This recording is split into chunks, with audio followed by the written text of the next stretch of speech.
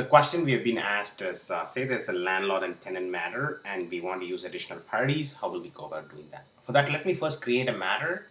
I'm going to create a matter for this person by name Jason Spellbound. Let's say it is, rent eviction.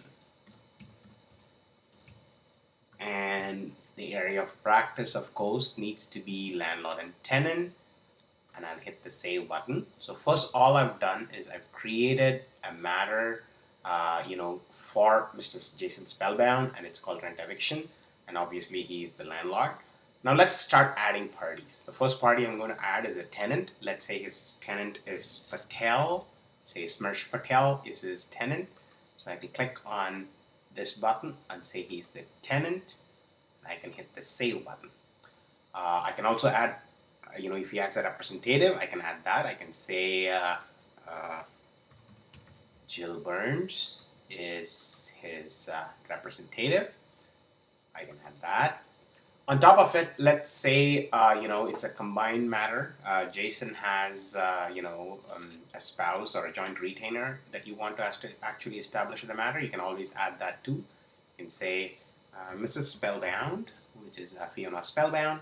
And you can say she is the spouse, and you can hit the save button. Now, when you start adding these parties, they mean something to the document. Like, for example, if I go to document generation and I do like an authorization letter or even a non-engagement letter, it'll start using the fact that Jason and Fiona are joint retainers. So let me do a quick authorization letter here.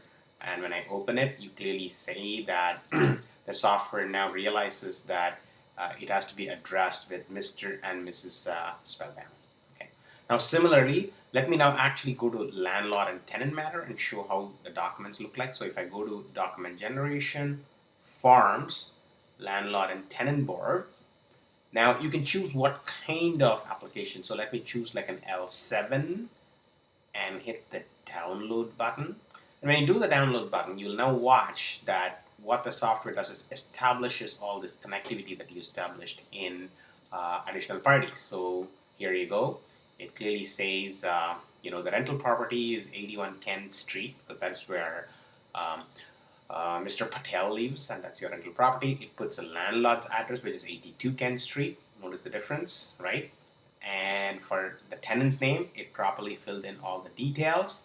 It even filled in the tenant's representative, and goes ahead and fills your information. You can just say you're the representative, and this form is almost done. Similarly, like let's say I want to do another form. Let's say, again, forms, landlord and tenant. I want to do an L3, and I hit the download button. It's the same concept. It understands the relationships, automatically starts filling the form for you.